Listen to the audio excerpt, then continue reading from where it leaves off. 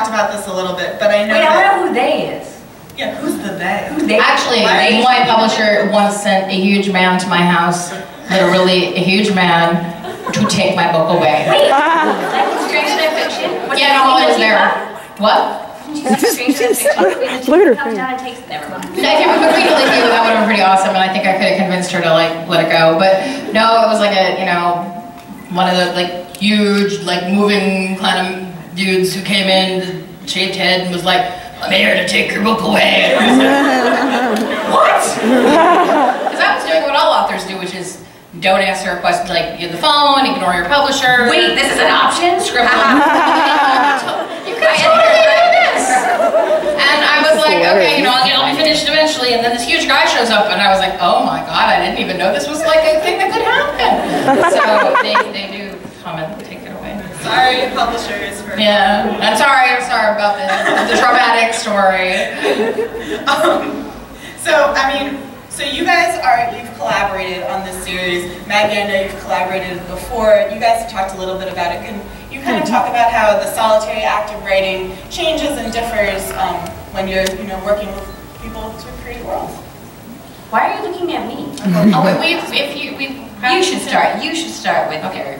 Deeper voice. Step one, higher. coffee. You want me to tell Holly? My deeper voice. Yeah, because Cassie goes, and then Holly was there. I was standing there. So we know coffee and no cheese. No, that was one is there. I mean, I think the thing that for me is the greatest about collaboration is that I am able to trick myself into believing that I have not written any of the book. And you know how I was talking about how you can never have that feeling that you're reading something the way a reader reads? Well, you can when you're collaborating. You're reading, you know, another writer's work who you love, and you're experiencing that joy of reading, and then you add to it. And you add a little bit, but you can kind of convince yourself, at least for me, first drafting is agony. I spend the entire time believing that I'm translating imperfectly my idea of what the book is. I know as it goes down, it's not as good as I hoped it would be. And that's why I enjoy editing, because at that point, like cleaning the toilet, I can't make it worse. And so working with Cassie helped me actually really love the first drafting. It helped me really enjoy it, because I could trick myself into believing that I wasn't really doing anything. I was just writing a little bit, you know, and I was mostly just being a reader. I mean, for me, the collaboration process has been great, because when I am writing, I often get to parts where I'm stuck. I mean, we all do.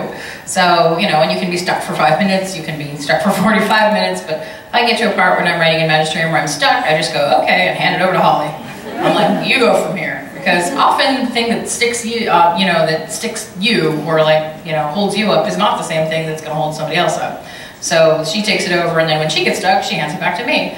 So I actually feel like it helps us kind of, you know, move along with the story much more quickly. And also we both think about story in, there are some ways in which we think about story that overlap, but there are some ways in which we think about story that are different. And so I think that that's really good, because I'll have an idea, and, you know, then Holly will be like, this idea is dumb for the following reasons.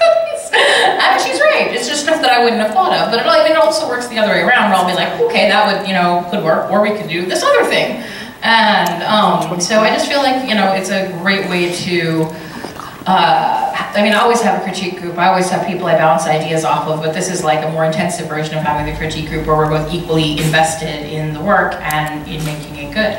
Contractually obligated, even. In fact, yes, we actually have a prenup that we signed before we did the before we collaborated that lists all of our various responsibilities towards each other. My collaboration was different because I was not working with an author within my novel life. Instead, I was working in the Spirit Animals world, which was 7 books all written by a different author, but the world came first. So instead of a partnership, I think my collaboration was more like guerrilla warfare. I had never written for small children before, for probably good reasons. And so I started out with a very, very loose outline that they'd given me an entire world and characters already built for me, and then I had the opportunity to make it as Maggie as possible, which means I would start putting in things like bagpipes and Highland cows, and then other things like some extremely tattooed men. And sending it to the editor and waiting to see until he would shout, "Uncle, no more!" They didn't actually shout uncle until the very last draft, where my favorite note, I think, on it was, "Did the child narrator just lop off the arm of this unarmed man?" I said, "Oh, I can give the other guy a sword." They're like, "No, the lopping is the problem." I give the other guy a So it was interesting to take this framework and then try and make it as Maggie as possible, which in retrospect is actually what I already do when I'm retelling mythologies and folklore. I'm just taking them and making them as Maggie as possible. I really misunderstood lopping the arm of the unarmed man. I know, it's actually really funny. I'm like, unarmed. That man getting a flare surface. We're done with the question. Get off my arms. Both here. Okay, we're good. So this question came from this delightful fan here sitting next to. Wait, is that my editor? Oh, you're not pointing with me. Everyone's delightful. So it's a big trend in YA and, I don't know, books for young readers for authors to release what they're listening to or kind of soundtracks to books. So this reader was wondering kind of what's the soundtrack to these books? What were you guys listening to when you were writing?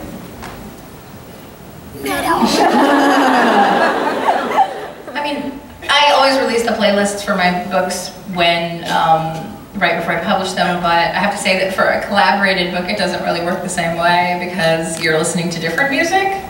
So I don't know. I don't think we've ever actually thought of doing a Magisterium playlist because the way we write is literally like there's a computer and I write on it and then I hand it to Holly and then she hands it back.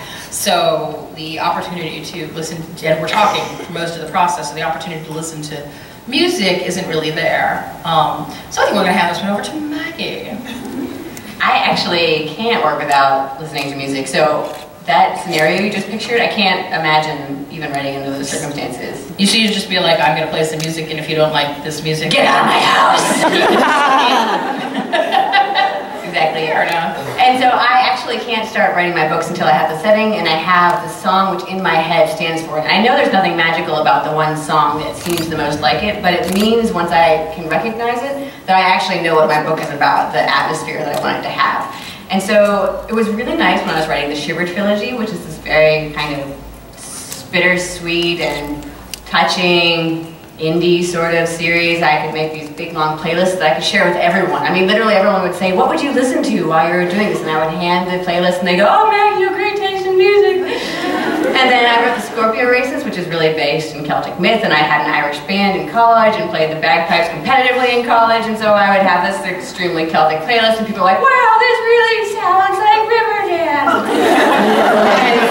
Then along came the Raven Cycle, which is all about terrible boys looking for a possibly dead Welsh king, and my playlist suddenly turned all to Bulgarian hip-hop, and my mom doesn't like my music anymore. It's still the same Maggie, Mom! But one of the things that I actually love most about the books and music is that I also write music, and I release a trailer and a song for each of them, and I just got done doing the one for Sinner, and I think it's coming out next week. I just got the master back of me doing my singing song, so I'm a little nervous for you guys to hear my voice. It sounds like this.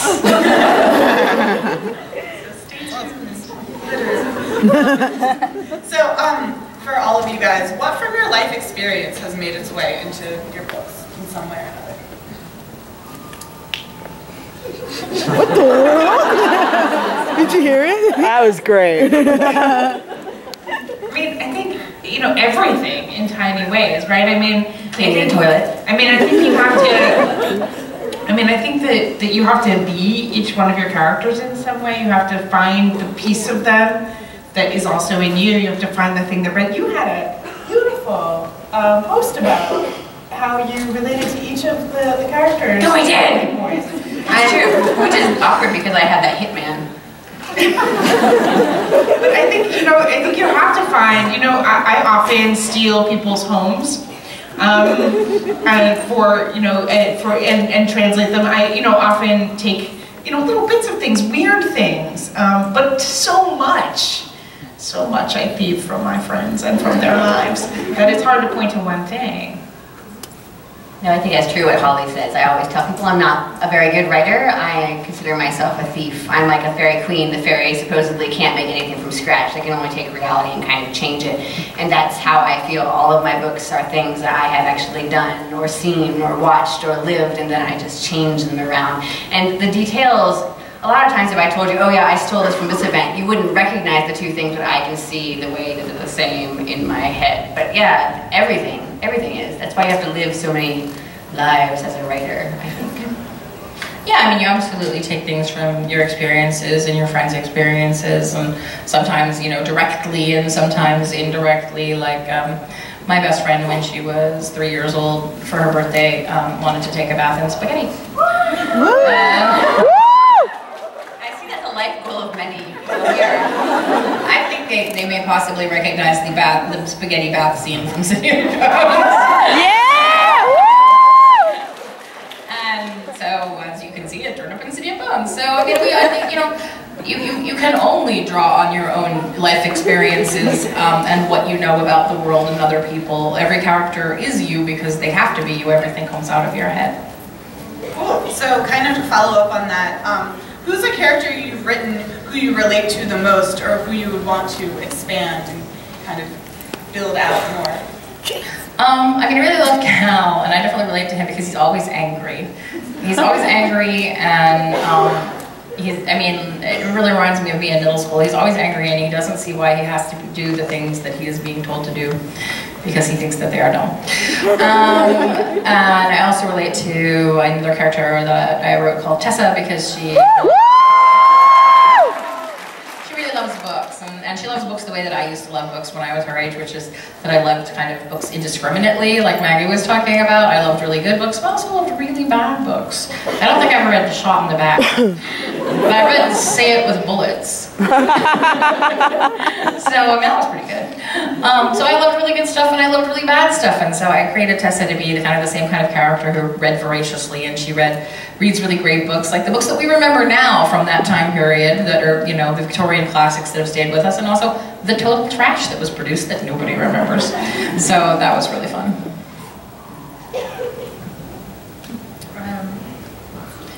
I definitely relate to Cal, but if I'm going to pick someone from Magisterium, I think I relate a lot to Aaron. He's so good, but not really. Like, he seems really good, and it's because he's holding back what he feels a lot, and I totally relate to that, trying to, you know, not show what you feel. And in books other than Magisterium, I relate a lot to a character, Castle Sharp, who's from the Curse Worker series, who is kind of a con man, and I am not at all.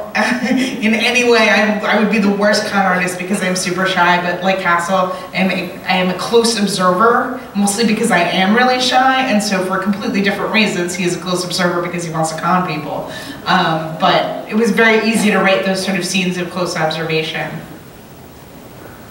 For me, I think what you said about there being a piece of you in every single one of your characters is very true. And I can see how some of my characters follow the type more than others, where I put a larger piece of Maggie in them. But one of the characters that's really important to me is one of the reasons why I wrote Sinner, and that's Cole St. Clair, because like when I was 17, 18, and 19, I was burning down the world and I was included in that world. And so one of the things I like to talk about with the werewolfism in Sinner is that it's very much a metaphor for self-harm and suicide. And so that was something I definitely didn't want to shy away from, and I wanted to see how Cole could come through that, or not, I'm not giving away the ending, and come out the other side and what that might look like.